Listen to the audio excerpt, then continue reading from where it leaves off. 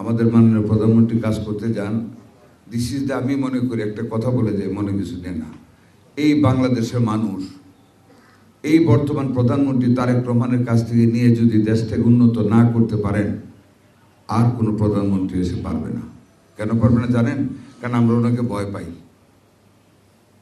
এই যে উনি সচিবালয়ে অফিস করেন, এত বড় প্রাসাদ রাইখা, কেন?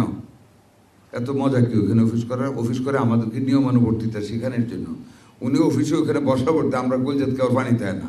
15টার আগে সব মন্ত্রীরা হাজির, সব সচিবরা হাজির, সব অফিসাররা হাজির। এই সংসদে ক্যান ইউ ইমাজিন, সকাল থেকে নিয়ে রাত 11টা 12টা পর্যন্ত সংসদের চেয়ারটা একটা হাফ শার্ট গায়ে বসে থাকে, হাঁ করলে হাত তুলে, তালি দিতে হলে নিজে হাত তালি দিয়ে, একবারও মিস করে না, একবার উঙ্গায়ও না ওই সংসদে।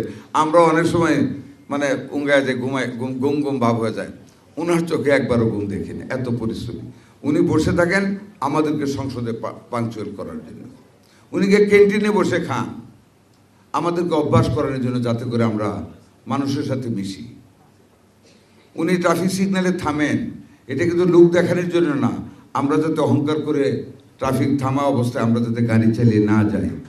একটা মন্ত্রী একদিন ট্রাফিক সিগন্যালে আটকে গেছে, গানম্যানরে বলছে যে সার্জেন্টে বলতে গিয়া বলো মন্ত্রী সাহেব আছেন, একটু সাইরা দিতে। ওই কথাটা মাননীয় প্রধানমন্ত্রী কানে চলে গেছে। ক্যাবিনেট মিটিংয়ে উনি উল্লেখ করেছেন যে একজন মন্ত্রী এই কাজ করেছেন, আর যেন কোনোদিন না শুনে।